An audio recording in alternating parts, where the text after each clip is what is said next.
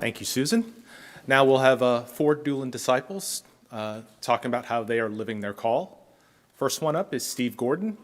And as Steve is coming up, I asked him for before we were joking around about his walk-up song. And his walk-up song is He Lives. And he wanted me to sing it, but you don't want me to do that. So Steve Gordon.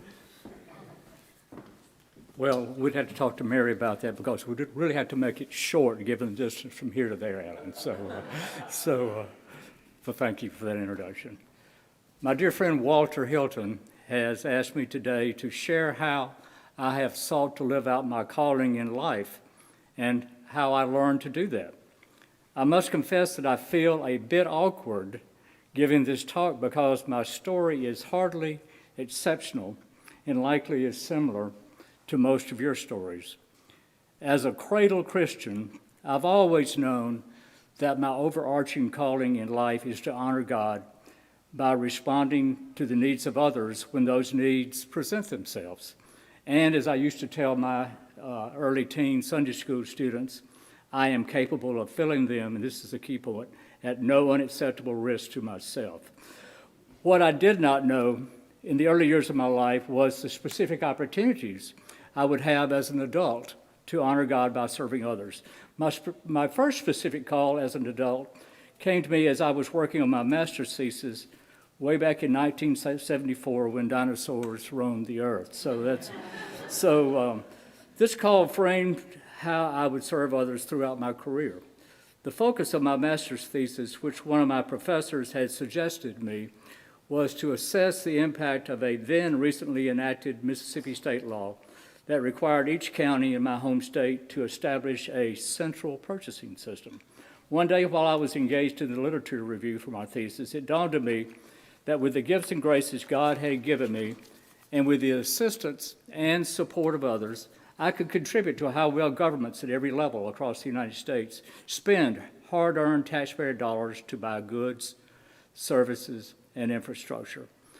Although this may seem to the average person to be a strange area, or perhaps even a boring area for me to choose to honor God by serving other people, the average person likely does not know that total government purchases account for approximately 20% of our nation's gross domestic product. Nor does the average person grasp the importance of these purchases being planned, formed, and administered as well as possible. The multiple order consequences of the shortages of personal protective equipment, PPE as we came to call it, and other critical goods and services during the early stages of the COVID-19 pandemic support this point well. People died, people lost loved ones, and people lost their businesses and jobs because, in part, hardly any governments had set up their contracts for critical goods and services to withstand unprecedented and unanticipated shocks to supply chains. During the course of my long-paid career in public procurement, in this arena of public procurement, in various positions in the nonprofit, higher education, governmental, and for-profit sectors, I sought to fulfill my calling to contribute to how well governmental purchasing is done.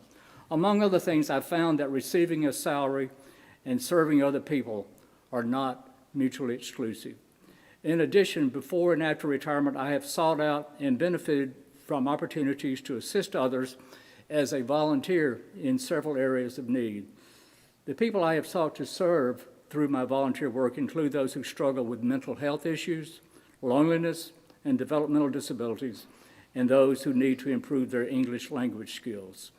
So, how did I learn to live out my calling? The answer, very simply, is that I have learned from the examples and the encouragement of others whom I have been blessed to be surrounded by from my earliest days. These good people, who were and are far too many to name here and now, also provided me much needed counsel and constructive feedback that in some cases I did not welcome or appreciate at the time. And they opened doors for opportunities to serve that I would not have been able to open on my own. I thank God for the ability to join with you in honoring God by serving others.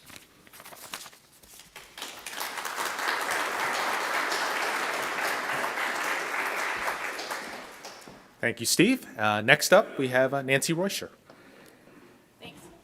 You didn't ask me what my walk-on song was gonna be. Okay, well. No, it's okay. I don't need one. Yeah.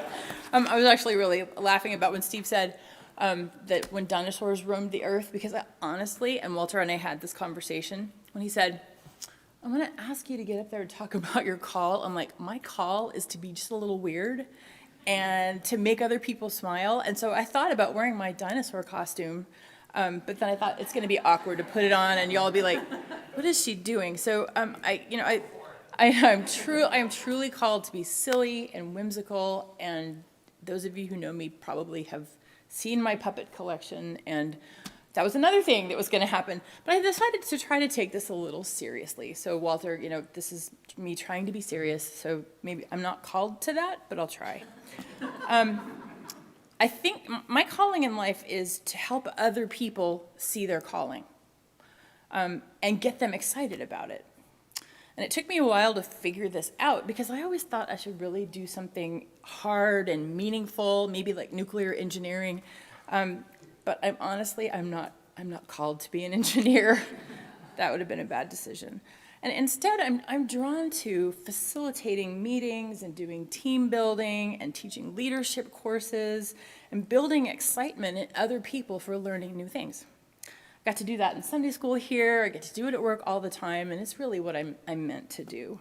And I learned how to do these things by doing them, which was scary in the moment, but it turned out that's another thing I'm good at helping people do, is learn how to learn by doing.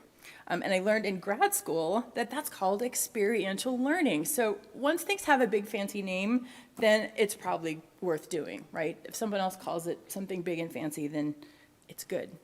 And I also learned that I'm pretty good at listening to people to tease out what they love. So people sometimes say, "I don't know," and I listen to them, I'm like, I hear it, I know what you want to do. So I can help them discover ways to do what they love, even while accomplishing something more annoying, like homework, or doing their self-assessment for the yearly performance evaluations, which is my current project. My role is to help people uncover their strengths and plan for how to use them. And really, what could be more awesome than helping someone figure out what God calls them to do? Feels like a blessing to me. Thanks.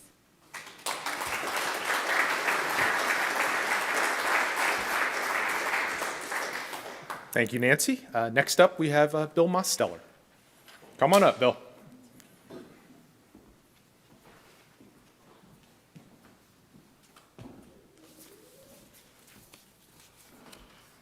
Good thing there's no walk-up music. I might have tripped on the way up. I'm Bill Mosteller.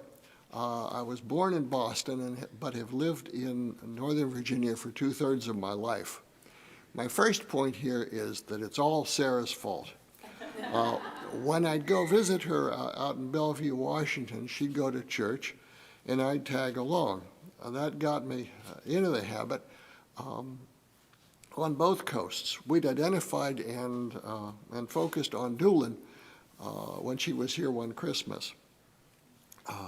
In helping me prepare for this talk, Walter identified the scripture just read, and my misunderstanding of that is press on, and that seems to me to be a theme here. I'm retired and have been for a while. I wanted my retirement to be about something more than self-indulgence 24/7. Not that there's anything wrong with that. And church is a good place to participate in good works that are bigger than I can do on my own. Several examples here.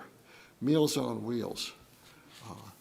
Kathy, Lindy, and Sarah helped me pursue this ministry, and it was a great joy. I'm sorry it's over. The Hot Breakfast. I've enjoyed working with Carrie on that ministry, and hope we're going to be back soon. I love cooking for the church.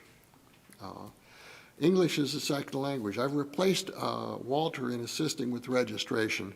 I see my role there as being large and male, and thus perhaps discouraging robbery. Freeman's Book Club. I'm inspired by Alan's efforts in that area.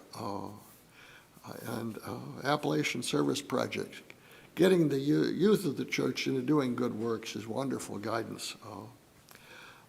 Thus far, my checkbook has been the star of these last couple areas, but as they say, bring what you have to Jesus. Thank you.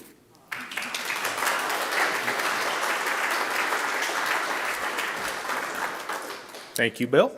And batting cleanup, we have Ivan Lowe. And we could have definitely used walk-up music because he's got a long walk here, so.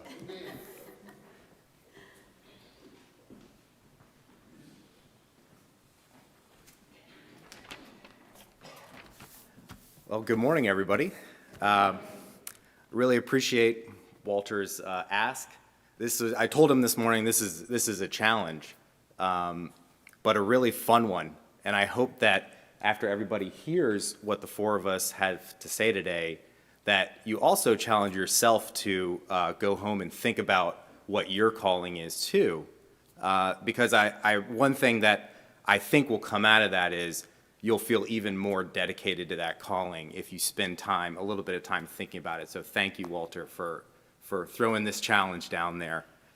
I hope I can say that I'm living my calling. If I think about the entirety of my adult life to date, I feel content with my, what we would think of as your most important decisions, which I hope is a sign that I'm living my calling. To be honest, there are quite a lot of individual moments here and there where I'm probably failing to meet my calling, but that's not the topic of today. So the long game, though, has been a blessing, and I would describe myself as living my calling in expected and in unexpected ways. I work in government, in public service, at the State Department, just as my mom did at the IRS, and just as my dad, my granddad did with the Indian government. This has been the calling that I specifically sought out, the calling that I would say I expected. It stems from a deep belief in the good that can come out of public service, which is clearly something I learned from my parents and grandparents, and is something that they learned from their faith values. So the calling I sought out was one based on the idea that I want to try to contribute positively to the United States and to the world. However, thinking about this question, I would also say that I'm living my calling in a way that I did not originally expect, but have come to value as much as the line of work that I've chosen to do. I realized a number of years back that my calling was also to be a mentor, to develop and to champion my teammates and all of the various teams that I have worked on. To be honest, I did not seek out this calling, and it took a number of years before I even realized what it was and began to really own it. I can remember around 2015, which is at that point is for today about halfway through where I am in my career. I received an email from a coworker leaving for maternity leave who was thanking me for the support I gave her in meetings when she shared her ideas. There was nothing extraordinary about what I had done. I simply publicly validated and amplified her ideas at a time when she was experiencing a fairly regular degree of dismissiveness from her teammates. And I tell you, I have forgotten about any of the kudos that I've received on my work these past 15 years, but it's emails like that and interactions with other coworkers that I remember very clearly. In the years since then, many of my colleagues have been willing to take the stresses and concerns they're facing in the job to me, and I have accepted the responsibility of being a good listener, mentor, advocate, and champion for the people that I work with. I also see this as a calling. I learned this about myself, I became convinced of it, and I try to continue what I learned because I knew I learned this from my dad.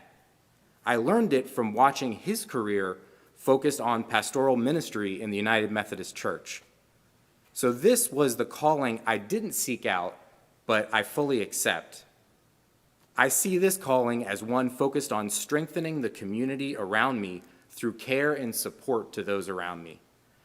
And maybe what I might think of as two different callings are really just two sides of the same coin, one that I expected and one that came unexpected. Thank you.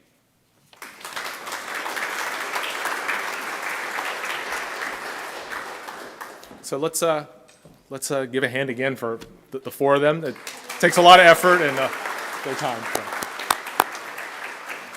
All right, please stand for the hymn.